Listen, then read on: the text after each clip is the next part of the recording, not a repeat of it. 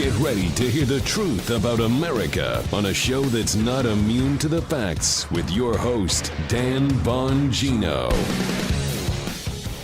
Hey, thank you for your patience yesterday. And I really appreciate your loyalty in the audience. I mean that. I don't get to say that enough. And if I do say it enough, I should still say it more than enough. I had to take a day off yesterday. I had to handle some things. Everything's okay, I promise you. But I got a ton of messages and emails.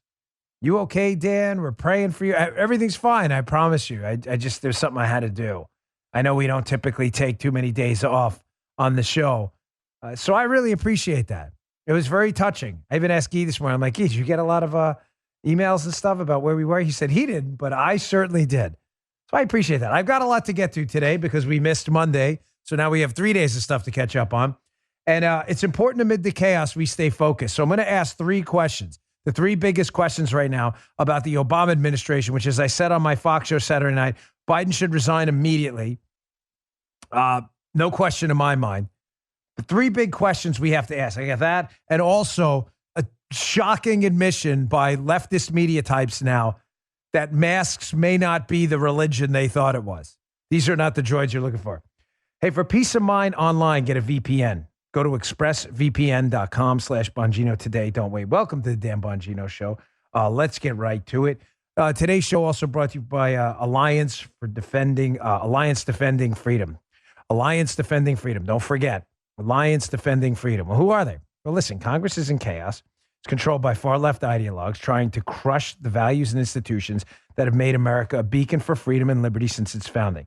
For over 27 years, Alliance Defending Freedom has been standing up for religious liberty, the sanctity of life, freedom of speech, marriage, and parental rights in America's highest courts. ADF does all this at no cost to their clients and is completely funded by the generosity of patriots like you. With the family, freedom, and even basic biological reality under constant attack, Alliance Defending Freedom needs your support now more than ever. They wanted to talk to you. They wanted to be here. I appreciate them sponsoring the show. We only take on sponsorships and groups that we can align with ideologically. It's important. Go to adflegal.org/Dan and get your copy of ADF's ebook titled Generational Wins absolutely free.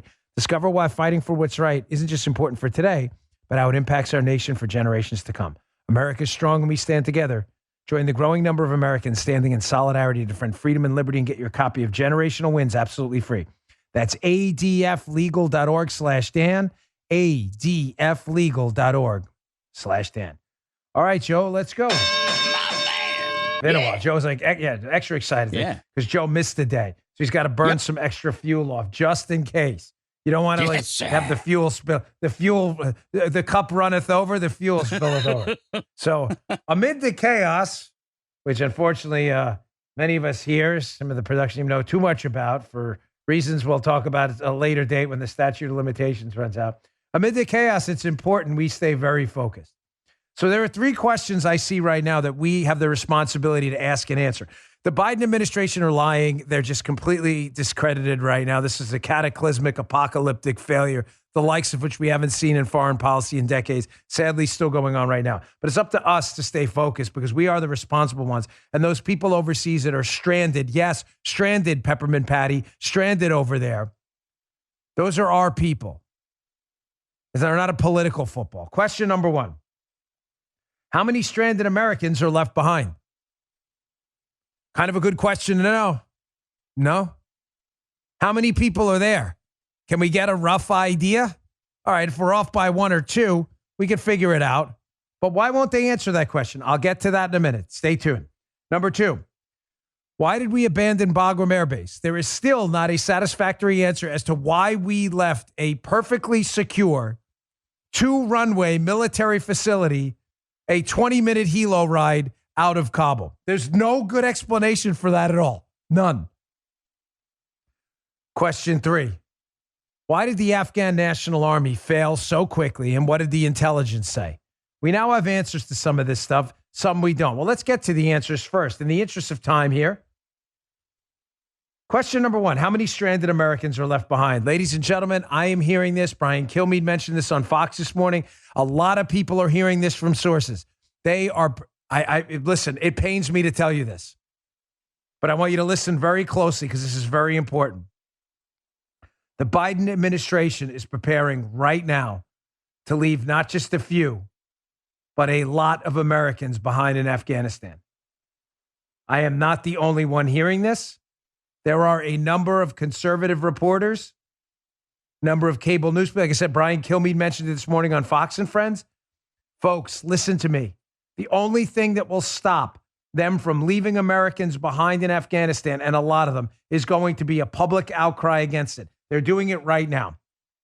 How does that relate to question number one? How many stranded Americans are left behind? Because here's how they're doing it, because these people are slime balls. And I'm being nice by doing it because it's a relatively family-friendly show. Sometimes. I want you to listen very, very closely to Jake Sullivan. This guy, I mean, look at this guy. That him and Ned Price and Peppermint Patty are basically running the country right now is, it's one of the great tragedies of our time. I want you to listen to Jake Sullivan, the National Security Advisor to the President, talk about when he's asked about how many Americans are left behind. I want you to listen to his answer. And I want you to tease out why he answered this very specific way. How many stranded Americans are left behind? Check this out. Many people have asked reasonably why we cannot provide a precise number of American citizens still in country. Let me explain. When Americans have come to Afghanistan over the years, we ask them to register with the embassy. Many have left without deregistering. Others never register at all.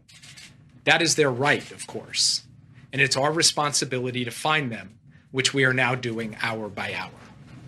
Folks, I know you're probably putting two and two together. This is the smartest audience in the business. What are they going to do? He picked it out right away when I sent that clip over this morning. They're preparing to blame the Americans they leave behind for getting left behind. Yeah. 100%. That's what they're going to do. They're going to leave them behind, Joe. And what are they going to say? They're going to be like, hey, look, I didn't know you were here. So what do you mean you didn't know we were here, Jake? I sent 20 emails telling you where my location was.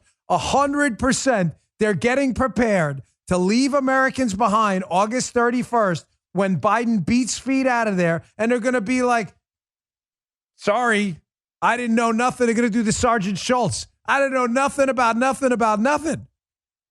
They're 100%. That's what's going on right now. Again, Kilmeade picked up. That's exactly what you're going to hear. That'll appear at the press conference. Sergeant Schultz will pop right in there.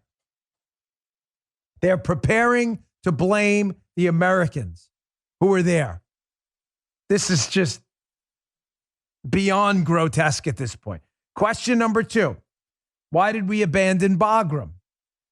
Well, Kirby doesn't want to answer why we abandoned Bagram because, again, I'm hearing, and many others, it's not just me, will claim some monopoly on the information, that, one, this decision was not supported by military leadership who said, abandoning Bagram, that's the dumbest thing you could possibly do. We'll have no effective military facility to wage any kind of counterattack if on the way out we're hit.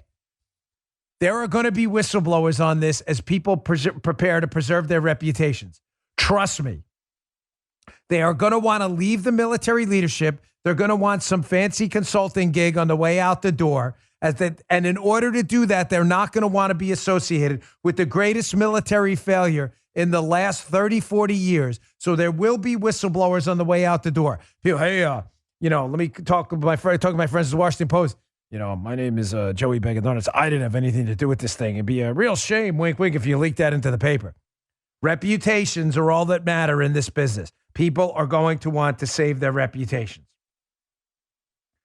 Kirby, Admiral Kirby, who was the spokesperson for the DOD, was asked by Jennifer Griffin at Fox, hey, why is it that you guys abandoned Bagram in one of the worst, most ridiculous, poorly thought out strategic military decisions in 30 years? And watch the non-answer answer. He totally ducks it and moves on because he knows they were told otherwise and they did it anyway. Check this out. Supposedly there was supposed to be an 82nd Airborne jump into Bagram Air Base to open that field, and that was shut down by the White House. Is that accurate? Jen, I have first that I'm hearing these reports. You're going to have to let me go back and look at this. I don't know. Don't believe him as far as I can throw him, and I can't throw him very far, especially with these arthritic shoulders. He is not telling you the truth. You're telling me he doesn't know about this, that this is the DOD spokesman and has no idea about who was involved in the decision to abandon Bagum and who the pushback was? Come on, man. Come on, give us a break. Come on, guy. As Coach Stan used to say, come on, guy. Are you kidding? And then, making matters even worse, apparently there was a decision made that they could go and retake Bagum using the 82nd Airborne, and the decision was shut down by the White House because the Taliban told them otherwise. Taliban determining our foreign policy now. This is insane. Question number 3. Why did the Afghan National Army fail? There were a lot of other questions. I see these 3 as the most pressing right now. Of course, you can disagree, and we'll cover all of it the rest of this week. We got a lot going on. Still a lot of time left in the week. There was a documentary about 10 years ago put out. I think it's by the BBC. I want you to listen to about 30 seconds of it. This is how poorly prepared the Afghan National Army was. Folks, these are hard. This is not talking points. This is the hard reality. If you on the left are going to jump out, a lot of Afghans died. They did. Many of them did fight for their country, some valiantly. But the hard reality, folks, is a lot didn't. And if you are betting your kid's life or your life on the support of the Afghan army, then you damn well better be sure they're prepared for it. They were not. Listen to this 30 seconds from a documentary 10 years ago. You're going to hear the voice of a Marine unit on the ground in charge of training the Afghan National Army. And it's a couple of Marine officers who are talking about their experience with the Afghan National Army. Listen how bad this is. Check this out. You're not ready. You don't have a helmet on. Najib doesn't have a rifle right now. How is he ready? It's like having 26 kids that I have to watch after. It really is. Ready would be on the road, staged, ready to move at 8:30.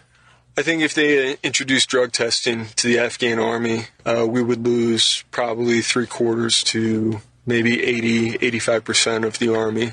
It requires telling them almost 30 times, don't do this, don't do this, don't do this, don't do this, don't do this. Come on, let's go. Folks, that goes on for, I don't know how long the documentary is, but where I saw that online, that goes on for about 10 or 15 minutes. The Afghan National Army was totally, completely unprepared. They bring up a lot of points that there's no loyalty to this Afghan government, like we would have some loyalty to our flag and what it collectively represents. And I shouldn't say none, but there's very little loyalty there. Another thing they bring up, the drug problem, the hashish problem over there. They don't have equipment. They don't even know how to wear the equipment. One of them says that one of the Afghan National Army recruits didn't know his right foot from his left foot. One of the other guys makes a point, one of the Marines, that the only people they're getting, the young adults they were getting in Afghanistan to volunteer for the army, were outcasts from the village because they were either criminals or malcontents or just not very good people who were outcasts from the. That's how they wound up in the army. This wasn't an army, folks, in any sense of the word. They may have had some people who fought, valiantly. It'd be ridiculous to make categorical determinations otherwise. But having said that, large portions of this army were completely unprepared for combat at all. And that was a bipartisan failure. And we're not going to play the games the Democrats do, trying to pin the blame exclusively on Republicans. We don't do that here. If we screwed up, there should be accountability. And the Republicans who invested in this army and constantly told the American public that we were preparing an Afghan National Army to fight the Taliban, not realizing they would fold in minutes and days. You're just kidding yourself. The information was there everywhere. Now, you can't rely on the media, of course. You can't rely on the media to do any of this stuff, to give you any truth. I mean, the media is focused right now, shockingly, folks, on, believe it or not, Republicans pound stories again. They never, ever stop. Here's Vanity Fair, Hive, or whatever it is, by an Eric Lutz. This guy writes like a guy who would have the name Eric Lutz, by the way. He does. He sounds like an Eric Lutz. You know, Republicans pound stories. I've had to explain it a few times. I'll explain it again because they're important. The media, instead of bringing accountability, which they should, to Joe Biden, because he is in charge right now, Instead of doing this, not interested in that at all. So Joe Biden's staring at an apocalyptic failure in Afghanistan because of his lack of planning and his just utter stupidity and ignorance. So instead of making this story about Joe Biden, they have to make the story about Republicans' response to Joe Biden. Here it is. Eric Lutz. Republicans are weaponizing Afghanistan chaos to get ahead in 2022. Again, that is now. Do we have the chart, the handy Republicans pounce chart? There's a Republicans pounce chart. Yeah, you got to see this. This was someone put this up. Forgive me, I forget who it was. Now, weaponizing is not on that chart. Guy thinks it goes to maybe assail, and I think he's right, which is a level above pounce. First, it's Republicans react and respond, then pounce. So I think assail is probably the most appropriate synonym there. That means multiple conservatives are issuing statements about something. Therefore, they have to write about Republicans weaponizing or assailing. So that's right, Guy. I think you're right. That's right around the sale. This is what they do. Folks, I just want to warn you right now. And God, I hope I'm wrong and I'm not using his name in vain. You're looking at an extermination in Afghanistan. And even some of my friends who agree with me that we shouldn't have been in Afghanistan nearly as long as we were are starting to say things I completely disagree with. One of them, a good friend, was like, hey, if the Taliban wanted to kill our people, they would have done it already. And almost implying like this is a lot of media hype. I hope you're right. Believe me, I do. But I don't believe you are. I think that they are now basking in their victory, the Taliban. They are trying to create a press narrative when they realize that press narrative won't work. And a lot of the IMF money and a lot of the Afghanistan, the central bank money doesn't materialize. I believe the Taliban are going to lose their minds. Like they have about 3 functioning neurons left. And you are going to see a mass extermination. As a couple of commentators noted this morning, you'll see them potentially shut off the internet. That sounds highly likely after August 31st. You will see killings in the street. And this is going to get really ugly really fast. I'm sure the media will write Republicans pound stories about that, though. Also, there's been zero accountability for this cataclysmic failure. I want to get to that in a second because nowhere else on planet Earth is a failure of this magnitude just casually discarded with no consequence whatsoever. Nowhere else. Not in your job, not in sports, not in entertainment. Can you imagine a cataclysmic failure this bad in even a Hollywood movie? $1 billion spent on a movie that earns, this would be the equivalent cataclysmic disaster in entertainment, and it earns $10 million. No one would want to work with that person again. Not in politics. I'm going to get to that in a second. Let me get to my second sponsor, but it's important because this is government. And this is why you should never, ever, ever trust government. It is a money pit waste of time. I'll be going to my town hall tonight to let them know that too. That's a whole other story. I'll let you know how it goes tomorrow. Labor Day, it's around the corner. Why does that matter? Because a lot of you barbecue, you go out. We're an Omaha Steaks household here. We love it. The food is absolutely delicious. You can cut their steaks with a plastic butter knife. The only thing I don't like about the ad is having eaten a lot of Omaha Steaks over the years. My mouth tends to water as I think about the food, and I get hungry. It's time to get ready for the last cookout of summer. Go to omahasteaks.com. Go today and type Bongino in the search bar to shop the deluxe grill out assortment. It's delicious. What does it include? It has you see that? Over 30 entrees like the bacon wrapped filet mignons, filet mignon burgers, boneless pork chops, gourmet jumbo franks, sides, desserts, and more. Plus, you'll save over 50% and you'll get 12 free burgers. These are basically a steak between buns. They're delicious. Put a little of that Omaha seasoning on there too. I like a little mustard on my burger. You put a little ketchup on there, a little tomato, a little piece of lettuce. Omaha Steaks isn't just steak. It's the best steak of your life.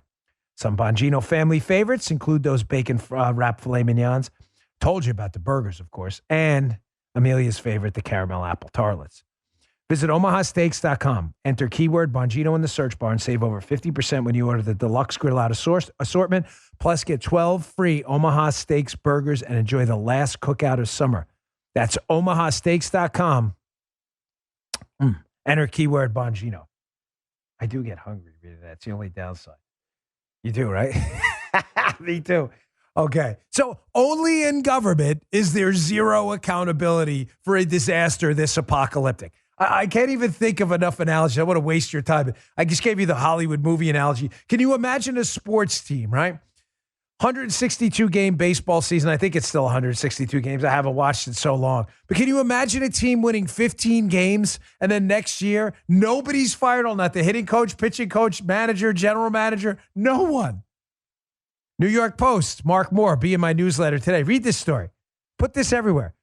No mass firings expected in the White House over Afghanistan debacle, says report. Wait till you read the reason.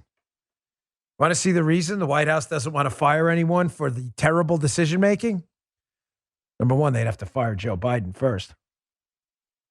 But they said ditching National Security Advisor Jake Sullivan, Anthony Blinken, and Defense Secretary Lloyd Austin, or CIA Director William Burns would be viewed as admitting fault, Axios reported.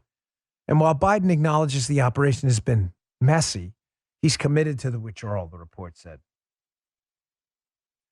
Can you imagine this? Can you imagine a group of grown adults who are afraid right now to fire people because they're afraid they're going to have to admit fault? Nowhere else has this happened. Nowhere. What do you think about it, right? What do you tell your kids that can speak and think, right? Figure 4 and up, they become self-aware, right? Roughly. You tell your kids all the time, you got to take responsibility, take some initiative. You screw up, apologize, move on, fix it. Not in government. And you wonder why people just don't trust these people. So I tell you, government is a cesspool of stupidity. Don't trust them ever with anything. They screw up everything. I'll get to Corona. I got a bunch of Corona updates too, including a stunning story about masks. Again, even the lefties are now starting to admit that this is a cult, the mask cult. I did, however, see a tweet by Ron Coleman this weekend I thought was very impactful. Not Ron Coleman, the bodybuilder, Ronnie Coleman. Remember Ronnie Coleman? That guy was huge. He's in rough shape, though, right now. He's banged up. He's had a lot of surgery. This is Ron Coleman. He kind of an activist. And he tweeted this out. He said, here's my general recommendations for where we are right now. This is very good advice. He says, number one, admit, as I do, that you trusted the system for too long.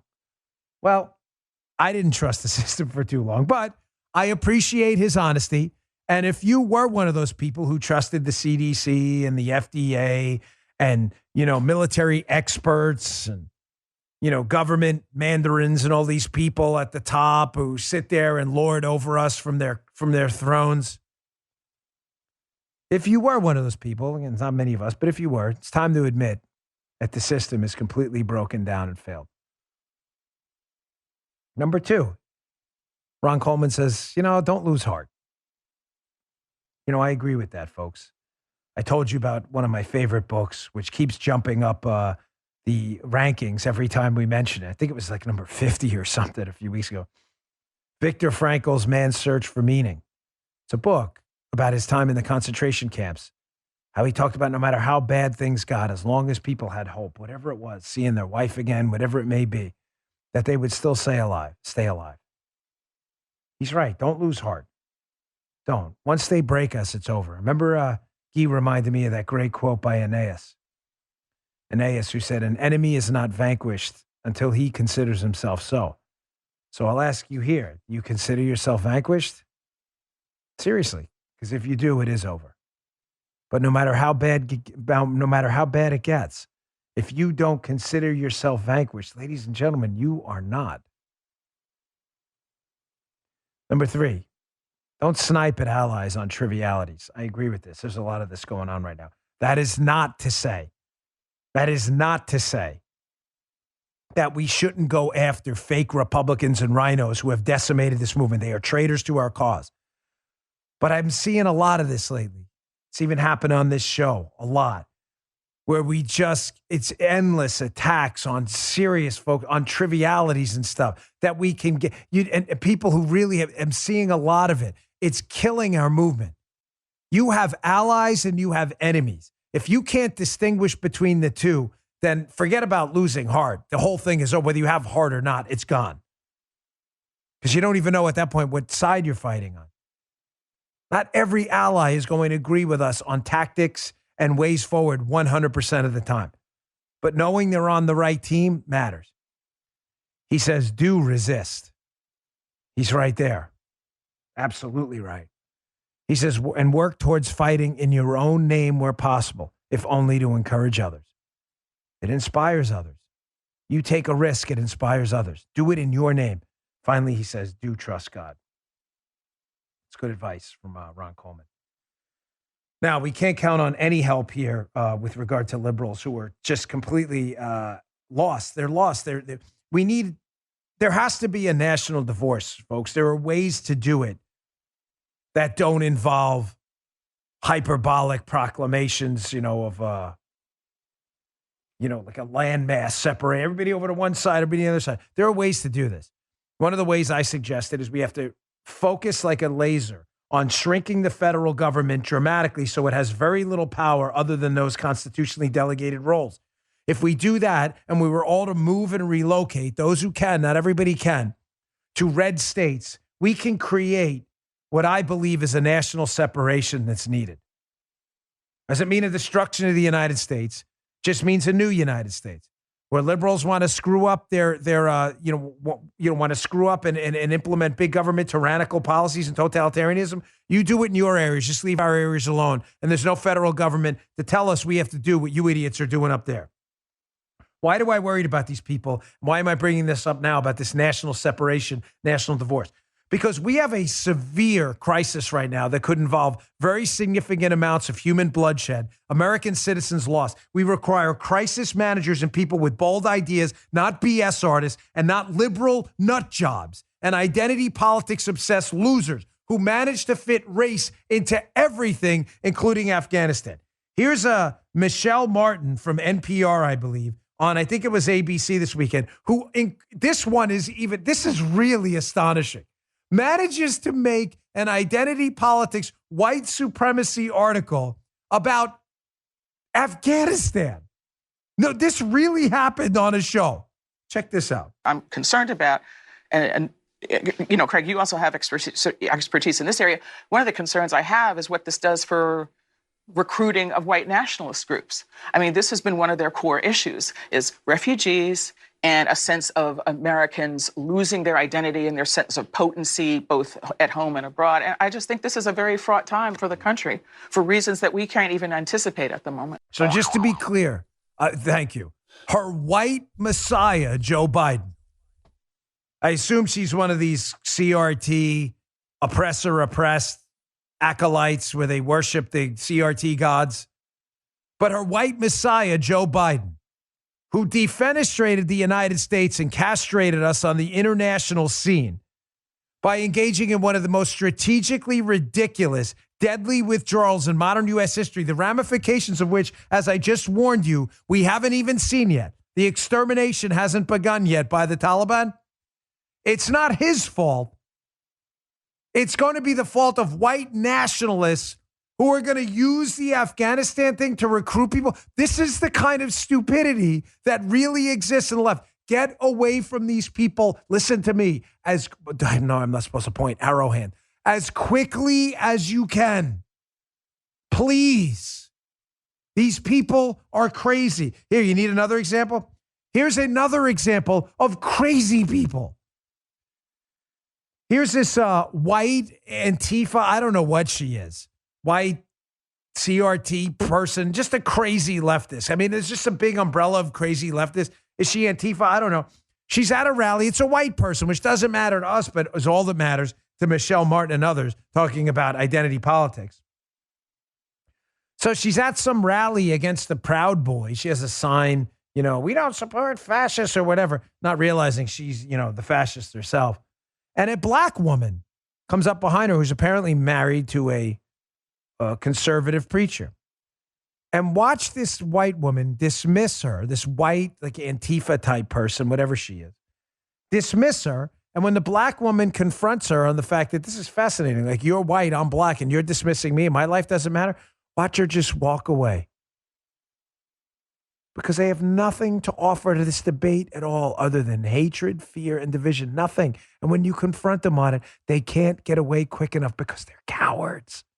Watch this. Hi, my kids were the ones who Antifa threw bombs and pepper gas at on August 7th. The black conservative preacher's wife.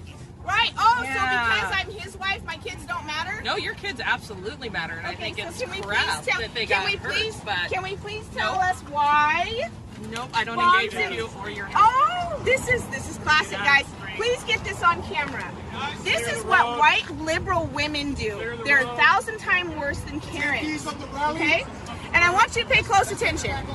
The white liberal women will not engage in conversation with me. Why? Because I do not. Oh, because of who my husband is. Just to be clear. So I am devalued. So women matter, right? We don't want women to be oppressed. Women matter. But because of who my husband is, I no longer have value. There she goes. There she goes, people. He goes later. True. See ya. Wouldn't want to be you see me? This is it. You confront these dunces, these so-called privileged white liberals, their words, not mine. You confront them with facts. Hey, do women matter? Because I'm a minority woman. She says I'm a black woman. And no, her life doesn't matter because she doesn't toe their leftist company line. Get away from these people as quickly as you can. All right, let me get to my third sponsor. I do want to move on. There's a lot in Afghanistan. We'll get to more of it this week. I just got an email just now when we were playing that cut. I'm going to read it in a second too, and I'll see if there's any. This is one of my sources who's very good on the ground. But I want to get to my third sponsor, and I want to move on to I just want you to put this under the title, the headline, whatever. Chiron on our screen. Is this science? The mask cult, a major blow to the mask cult this week. My wife even heard it on the local radio where they're really liberals. They're like, hey, these mask things work. I read this piece. Don't go anywhere. Today's show also brought to you by our friends at Allform. Hey, if you've been listening to the show for a while, you know I love my Helix mattress. It's just great. Well, they've gone beyond the bedroom Helix, and they started making sofas too. They launched a new company called Allform. They're making premium, customizable sofas and chairs shipped right to your door. What makes an Allform sofa really terrific? Well, for starters, it's the easiest way you can customize a sofa using premium materials and at a fraction of the cost of traditional stores. You can pick your fabric, with spill, stain, and scratch resistant, the sofa color, the color of the legs, the sofa size, and the shape to make sure it's perfect for you and your home. They've got armchairs, love seats, all the way up to an 8-seat sectional, so there's something for everyone. You can always start small with Allform and buy more seats later if you want your Allform sofa to grow and change with you when they move. My daughter has one. She loves it. It's perfectly contoured to her room. Allform sofas are also delivered directly to your house with fast, free shipping. In the past, if you want to order a sofa, it could take weeks or even months to arrive. You'd need someone to come and assemble it too. Allform is simple, quick assembly, no tools needed. We have an Allform sofa, as I said, in Isabel's room. Paula set it up in, it was like 30 minutes or so. It was just one little piece she needed help with, and that was it. And it was only because I had to just move something quick. It was that easy. And if getting a sofa without trying it in the store sounds a little risky, don't worry about that. We get 100 days to decide if you want to keep it. That's more than 3 months. If you don't love it, they'll pick it up for free and give you a full refund. They also have a forever warranty. That means literally forever. To find your perfect sofa, check out allform.com/Dan. ALLFORM. Allform.com/Dan. Allform is offering 20% off all orders for our listeners. Go today. Allform.com/Dan. Great sofas. Isabel loves hers.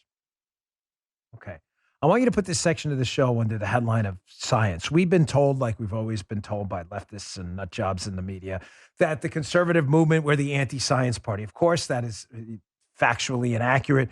We're the science party. They're the science of, voodoo. That's what they do. They don't do actual science on that side. It's us who do science, right? So regarding the science of masks, masks have become a religion. And I'm going to ask now a rather discomforting question, but a necessary one. If masks work, why aren't masks working? Our Moneyball theory. But secondly, the discomforting question, and I'm serious, and this may hurt your feelings if you're a liberal, but that's not my job here, is to give you back rubs and make you feel good. It's to ask the hard questions to make you probe your own minds, even if it's painful to hear. And my question is this: what kind of parent are you to force your kid into a face muzzle or a mask while you're still admittedly unsure of the science and the long-term effects from masking your kid? It's a serious question. You may not like the question, but I'm not kidding when I ask it. What kind of parent are you to do something like that? You have any idea what the long-term effects are of this? You doubt me on this, by the way, that masking kids and everyone else has become a cult? Listen to Dr. Fauci, again, who is a nearly 100% success record of failure. His success record of failing is unblemished. Very little of what he says for very long. He's asked by a television host about masks, and there are differences with masks. Cloth versus the blue surgical masks versus 95s versus KN95. There are very real differences. Filtration, not the Fauci, the science guy. This is the guy who's supposedly leading the mask, the mask cult. This is their god. They worship this guy with their masks on, of course. Listen to Fauci's answer on this. Check this out. We debated the CDC's changing guidance on masks over the last 18 months. What is your view, Dr. Fauci, right now on masks in light of the Delta variant? Are surgical masks good enough, or should everyone be wearing now N95s, KN95s in indoor venues? You know, Mady, instead of worrying about what kind of mask, just wear a mask. Wear a mask. You know, wear a surgical mask, a cloth mask. Some people can't tolerate N95s. Rather than saying one versus the other, we need to wear masks. Sorry, I'm reading this email. What a mess. It's saying you're being totally misled by state and the Department of Defense on the process for getting Americans out of the country. I don't mean to sound distracted or go back and forth, but I just got this on the air. This is from a very high-level source. Begging for people to brief D.C. lawmakers who know what's going on. So they're not letting people in. They're not letting charters out. That this is just no civilian-run charters left the airport for at least days. The only ones are government-leased, DOD-run, with a few foreign government-run exceptions. Gates are almost always closed at the airport, period. Folks, you're being lied to, man. You're being totally lied to about what's going on right here. All right, back to this. The mask cult. Sorry, I don't mean to jump around, but things, even though it's not a live show, I treat it like a live-to-tape show. So if something comes in, you're entitled to know about it. By the way, I have Steve Deace on the radio show today, who's an excellent authority on the masking stuff. Back to that. So there you go. There's the science. Don't worry, fellas. Joe, Gee, no worries. Cloth, blue surgical mask, KN95, 95, gas mask. What do they go? The Halloween Michael Myers mask, a hockey mask. Yes, good point, Joe. It's very funny. The Bubble Boy suit John Kerry found himself in, or whatever it was. No worries, it's all the same. That's Fauci. That's the scientist, of course. Man, never fails. 100% success record of being wrong. But even liberal outlets, this was stunning. So this weekend, my wife and I took a little break, and we were having breakfast. We were kind of watching the waves break. It was nice. We needed a little time away from. It's a good weekend, actually. So,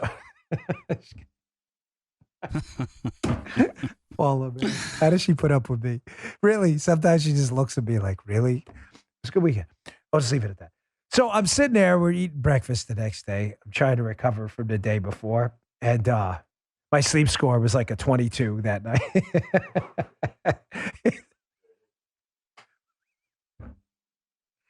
Gonna kill me.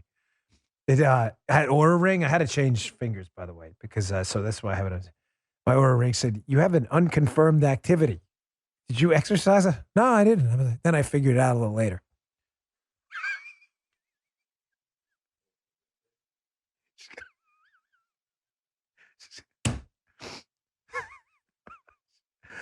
It's gonna kill me. So I'm reading this the next day at breakfast. I'm like, you believe this crap? This is a liberal, a left-leaning guy in the New York Mag. New York Mag is no conservative outlet. I was stunned. It says the science of masking kids at school remains uncertain. I was like, wait, what? What is this? Breitbart? Conservative Review? What is this? And David Zweig, who I don't know, I think I've heard his name once or twice, but regardless, pretty good piece. He's like, hey, man, it's interesting that the CDC just published this big study on masks. And one of the big conclusions of the study on masks was that the masks basically couldn't be said to be effective. That's in the piece right here. And yet the CDC buried the lead completely. They published the study. They studied all this stuff, HEPA filters, classroom barriers, and found, quote, that they did not have a statistically significant benefit. Now, again, I find, my humble opinion here, that the mask cultists, your degree of loyalty to the mask is inversely proportional to your knowledge about what masking does to your kids. That's why I think, I'm sorry, you're a terrible parent if you do. I do. And you may not like it, but it's true. You know nothing about the data. The data clearly indicates for your kids that these masking mandates in schools provide almost no statistically significant benefit at all. You have no idea what the long-term consequences are. And you put your kid in a mask anyway because you're a cult member. That's what they do. Cult members bring their kids to the cult. That's what they do. Even worse, this is from the New York Mag piece. Again, pointing out that there's very little statistical evidence these things do anything. It talks about how in Europe, Scandinavia, Ireland, France, the Netherlands, Switzerland, Italy, they've exempted kids with varying age cutoffs from wearing masks in classrooms. The author says, conspicuously, there's no evidence of more outbreaks in schools in those countries relative to schools in the U.S., where the solid majority of kids wore masks for an entire academic year and will continue to do so for the foreseeable future. These countries, along with the WHO, whose child masking guidance differs substantially from our CDC's recommendations, listen to this, have explicitly recognized that the decision to mask students carries with it potential academic and social harms for children and may lack a clear benefit. I need a favor from you now, please, for your mask cultist friends. I don't know David Zweig. Again, I've heard of him. I think if it's the same guy who wrote at the Baltimore Sun, I'm not sure. I could be wrong. This piece is in my newsletter. I'm going to get a lot of emails how to get it. Listen, I'm going to tell you right now. Go to bongino.com/newsletter. Just click sign up. It's in my newsletter. It is on my website under the show notes. Please, it is the New York Mag article. Bongino.com/newsletter. Sign up. You will get my emails when they go out. It is in the email right there. How do I have it down? Hold on. I want to make sure you get this. Hold on. Stand by. Sorry, folks, but this is important. 1 hour later. It says, even left-wing media outlets are calling BS on kids in masks. There's my preparatory show notes right there. And it has the article right there. Third story down. Very, very important. I want you to print that story, give it to all your mask cult friends, bring it to your school boards, and ask them what the long-term side effects are and what data they have that these things work. Remember I said we were going to open up this segment with the science?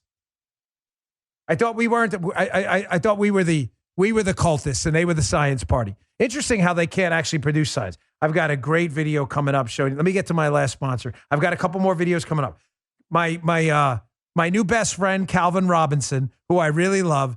Watch him debate a scientist. The scientist is like, I need evidence. Calvin Robinson gives him evidence about hydroxychloroquine and ivermectin. Watch the guy run for the hills. It's the greatest thing ever. I got that and more. Stay tuned. Our last sponsor today, Liquid IV. Got a packet right here. He's such a nice guy, Guy. Joe, he says to me, he says, Dan, do you have any more Liquid IV to distribute? And I said, well, distribute to who, Guy? He's like, to me, I like it. This really happened before the show. I'm like, you're very polite. I appreciate it. But you could have just asked, hey, can I have some liquid IV? That really happened.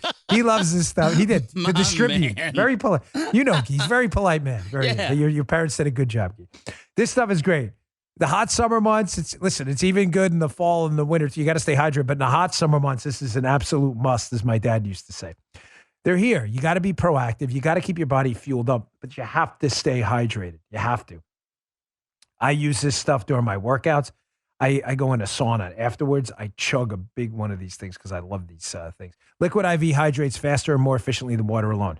Contains 5 essential vitamins, more vitamin C than an orange, and as much potassium as a banana. Healthier than sugary sports drinks, has no artificial flavors or preservatives, and less sugar than an apple. It's made with clean ingredients, non-GMO, vegan, free of gluten, dairy, and soy. What makes Liquid IV so effective? Cellular transport technology. It has the optimal ratio in this pack. You just top in the water, stir, drink it up. The optimal ratio of glucose, sodium, and potassium are in it. It delivers water and nutrients into the bloodstream, and it sucks it up like that. It's a perfect balance to help you hydrate more quickly and effectively than water alone. 1 stick right here of Liquid IV and 16 ounces of water hydrates faster and more efficiently than water alone. You have no idea how dehydrated you are until you drink one of these and feel what it's like to not be dehydrated. Get it today. He's a big fan. He wants me to distribute more to him. Grab your Liquid IV. Liquid IV, can you send this more for Guy? Can you send me a box for Guy? Please. Personal favor. Because he wants the distribution center to go right to his house. Grab your Liquid IV. Poor guy. In bulk, nationwide at Costco. Or you can get 25% off when you go to liquidiv.com and use code Bongino at checkout. That's 25% off anything you order. Get better hydration today like Guy will. I just gave him 3 packs. Get better hydration today. Liquidiv.com. Use promo code Bongino. Liquidiv.com. Promo code Bongino. I'm just messing with you. You know. But he is a very polite young man. He's not a kid. Young man. All right. Science. We're back to science. The mask science they can't seem to find ever. Science. That's a... You can't seem to find the science anywhere. Here's some sciencey science stuff. I saw this. I live just about 20 miles north of Palm Beach Gardens. It's a lovely place, but Palm Beach County does have a lot of Democrats, a lot of great Republicans too. But I live about 20 miles north, scrolling through on whatever it was, Thursday or Friday of last week, maybe the weekend, who knows. And I see this appear on social media. Apparently some doctors in Palm Beach Gardens, you know, who are supposed to be attending to people's health and all. I thought that was the whole point of doctoring, you know. Call me crazy. Some doctors decided it'd be a good idea to walk out of the hospital in Palm Beach Garden they were in. Wonder what happened. Was there an emergency outside? No. They wanted to protest against people who don't get the vaccine. Huh. That's weird. Here, check this out. Just moments ago, more than 75 doctors staged a walkout to protest the number of COVID patients coming to the hospitals who have not been vaccinated. The thing, let's bring in Kerry Sanders, because, Kerry, you're in Palm Beach Gardens, Florida, at this doctor's walkout. Kerry, and I know the area very well, what Americans don't understand is for every unvaccinated person that's filling up an ICU bed, that means with the hospitals jammed, somebody with a heart attack, and I've known somebody in this position, goes there, has trouble getting in, can't get treatment, can't get a bed. It is a nightmare for the doctors. It is a nightmare for the nurses. And to the doctor's point of view, it's worse yet for sick people that want help from them. That is truly reflective of the frustration that you see behind me. And these doctors have gathered, some coming off their shifts to come out here, gathering to try to tell people, please, first of all, ignore the nonsense and the absurdities that you're hearing people say at public meetings and recognize the value of what a vaccine will do. This is incredible. Now, let me just put a couple of things out there because they matter. The doctors I know in my family and one of my best friends listens to the show every day. And I know a lot of doctors, not just one, a lot, are wonderful, incredible, dedicated people. Matter of fact, doctors, legit, this is not hyperbolic, saved my life. You know what I went through. You know, you get lymphoma. Yeah, it's not the most severe. I had stage 1 lymphoma. I didn't have stage 4 pancreatic cancer. But lymphoma, you will die. Thankfully, medicine and doctors and brilliant, caring people around the world over hundreds of years have figured out ways to treat people like me. And now I'm still here talking to you with, candidly, knock on wood, at this point, very few side effects because of brilliant doctors. This is not an indictment of doctors. This is an indictment of those doctors. This is your freaking job.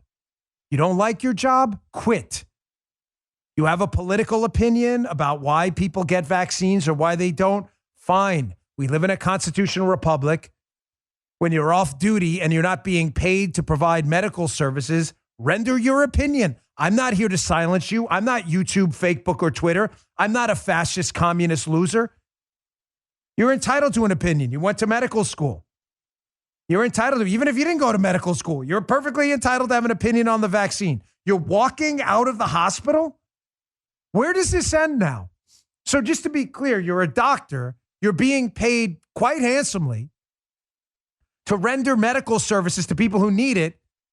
And you walk out because what? You don't agree with their medical decisions? What about smokers? Are they next? Have we asked ourselves any of this? So if you come in the hospital now and you're having a bout of emphysema and you can't breathe, do the doctors at that hospital, again, don't even mistake this for some kind of stereotype. I'm not doing that at all. Some of my best friends literally are doctors, and I love them to death. And the doctors who save me, I love you to death too. But to those doctors, someone comes in who's a smoker having a bout of emphysema. Do you not give them oxygen? Hey, not really digging your decisions. You did this to yourself. What about people who are obese? We think of that? You ate yourself to death. Your blood pressure's high. You can just die. We're going to walk out, take a lunch break. What about stuntmen? Fair question, right? You chose that career. Broken leg? Put some tussin on it, as Chris Rock said in the Comedy Act. A little Robitussin in there. A little tussin on that. We're not helping you. You chose that career. Again, in case you think I speak with forked tongue, a line I use often because bona fides matter. I was a cop, police officer for a while, whether federally or I was a federal agent or with the NYPD. And, you know, I rolled up to a lot of houses, a lot of people doing a lot of messed up stuff. Can you imagine saying, you know what? You look like a plague on society. I see some drug paraphernalia there and whatever it is. So even though you got robbed, probably by a rival drug dealer, so I've been on those calls, we're not going to provide you any law enforcement services whatsoever because you clearly brought this on yourself with your violent criminal lifestyle. Now, of course, the liberals would lose their minds. But it's the exact same argument that these doctors are using. You're being paid to be a professional law enforcement officer. You want to have an opinion about drug use and social welfare programs? You are perfectly entitled to it as a police officer to speak out on your own dime. You are being paid by public dollars to do a job like I was paid, and that was my responsibility. You got an opinion about it? Keep it to yourself until you get home. I'm very sorry. I love the doctors in my life and all the great doctors out there who are helping us get through this pandemic. Thank you for your service to this country, for your genius and for your willingness to put yourself through years of medical school to help us out. To those doctors, I'm disgusted by you. This is a deadly, dangerous new precedent, and I'm serious. I strongly recommend you leave the profession as soon as possible. It's not for you. Become a political activist. That's what you're good at. But that's science. What about do no harm? Remember there was a Hippocratic oath, do no harm? So now it's do no harm unless you disagree with people's medical decisions. Then do them harm and walk out. I don't remember that in the oath. I didn't see that one. Is that the new oath? Missed that. Here's another science thing. Here's my new man. I love this guy, Calvin Robinson, good guy. I don't know him actually at all. I just know him from social media. But he's really good. He's doing a debate with scientist doing sciencey science type stuff. And he asks the scientists about hydroxychloroquine and ivermectin. The scientist doesn't like that question because he's been told or been lectured by his his betters in politics and elsewhere that it's not appropriate to talk about anything other than vaccines. God forbid you talk about hydroxychloroquine or ivermectin. And the scientist tells him, I don't believe in evidence. Well, I don't believe you have evidence. Ask him for evidence. He produces evidence. The scientist doesn't like it. Check this out. And hydroxychloroquine, for example? Well, show me it works. I mean, there is zero evidence that it doesn't work. But that it does work. Sure, I mean, it just doesn't. It's not zero evidence. We have a report from Harvard. No, really, there is zero evidence that it works. Yale is quite. Okay, and I'm not going up and down this path with you. It doesn't work. I mean, you said give me evidence. I'm willing to give you the evidence. If you're a scientist, you should address the evidence. Yale University is well respected around the world. Harvey Risch, PhD, professor of epidemiology at Yale, says the evidence of the benefit of HCQ used in high-risk outpatients is extremely strong. So are you saying you don't want to see the evidence or you don't want to believe the evidence? It's not what I want to believe or what I don't want to believe, thanks. It's what I do or don't believe. And appeals to academic seniority like that are really poor science. Interesting. Okay, so what about ivermectin? Ivermectin, again, even the manufacturers say it doesn't work. But again, we've seen high cases of this working very well in developing countries, but also in Japan, lots and lots of evidence of it working there. I'm interested to hear why every time I speak to you, you say there's no evidence of this working, but when we show you evidence, you seem to not want to take it on board. Is it a case that you don't believe? Every time? You mean the one time you've spoken to me? No. The general consensus of opinion, and it's not just me, is that this doesn't work. This is hilarious. Believe me, that dude earned his Muttley right there. So he asks for evidence. Calvin Robinson produces evidence. He then doesn't like the evidence, insults the scientist, doesn't address the data at all. That's an appeal to academic seniority, and then makes an appeal to academic seniority at the end by saying the general consensus says other. These people are too much. Produce evidence. Oh, here's the evidence. I don't like that evidence. That scientist is an idiot and shouldn't make an appeal to his academic seniority. Sorry, you just don't like the evidence? And let me tell you, general consensus and academic seniority says the opposite of what the heck I just said. Science, folks. It's all science. Science. It's all science, folks. All science. Masks, all science. Science, science, science, and science. Doctors walking out, all science. Scientists debating Calvin Robinson, all science. All science. He's an evidence guy. You give him evidence. No, not that evidence. I mean other evidence. And then I missed one part. Watch that again. Rewind it. He goes, there's zero evidence. Then Calvin Robinson produces evidence, meaning it's less than zero, like the Robert Downey Jr. movie. Remember that? Some troubling scenes in that one, right? Less than zero. And then all of a sudden he doesn't like that evidence, so he moves on. So nothing the guy said was in fact accurate. This war, by the way, against ivermectin and hydroxychloroquine is just getting more embarrassing by the day. Now you see why I put that Ron Coleman tweet in there. We're just done with the system. I don't mean the system in like the liberal way. Like, go after the man. Man, the liberals are the man now. They are. They run everything. They run big corporations. They run YouTube. They run Facebook. They run the government. We're the real misfits. We're the real rebels now. US FDA. Ivermectin, by the way, which is a drug approved for use in human beings. Because it's also used in animals, of course, the FDA has to crap all over it and make you believe you're crazy for even asking your doctor about ivermectin as a treatment. I'm not a doctor. I don't know to recommend it or not. I wouldn't dare. But it is, in fact, a drug that is used in human beings. But because it's used in animals, the FDA has to take a shot at it. Hat tip Alex Berenson for this series of tweets. It says, the FDA, you are not a horse. You are not a cow. Seriously, y'all, stop it. This is our FDA. Why you should not use ivermectin to treat COVID-19. The FDA has no idea about you, your doctor, anything like that. They're just telling you you're not a horse. Alex Berenson was kind enough to include the fact that the American Optometric Association, this October 20th, 2015 article, river blindness treatment receives the Nobel Prize. That was for ivermectin. For humans. But don't worry, folks, you're not a horse. Showing you again how science. Here's a Yossi Gestetner who was kind enough to put this out. It's like, it's fascinating how the left continues to attack Ron DeSantis, Greg Abbott, And now Kristi Noem of South Dakota, 3 Republican governors. Yet it's puzzling how they leave out the 2 states with the worst performance run by blue state governors, New York and New Jersey. And Hawaii right now is having an uptick as well. New York is also having another sad uptick. 7-day average of cases in New York, 518, then 1366 in July, and 4,616 on August 22nd. New York is exploding in cases. You don't hear much about that, do you? New York's case count, he writes, is up 791% from 2 months ago and up 237% from a month ago. Didn't know the Sturgis rally was staged in New York. Of course, the Sturgis bike rally happened in South Dakota, and liberals think it's a good idea to attack Kristi Noem, despite the fact that cases are jumping in New York and Hawaii, too. Don't trust these idiots. Just write them all off. Folks, thanks again for tuning in. I really appreciate it. I have some updates for you tomorrow about some things, too, that you're not going to want to miss. Couldn't get to them today, kind of running out of time. But thanks again for watching my show this weekend on Fox, too. The ratings were really great. I'm still waiting for the demo stuff, but I deeply appreciate your support. It means a lot to me.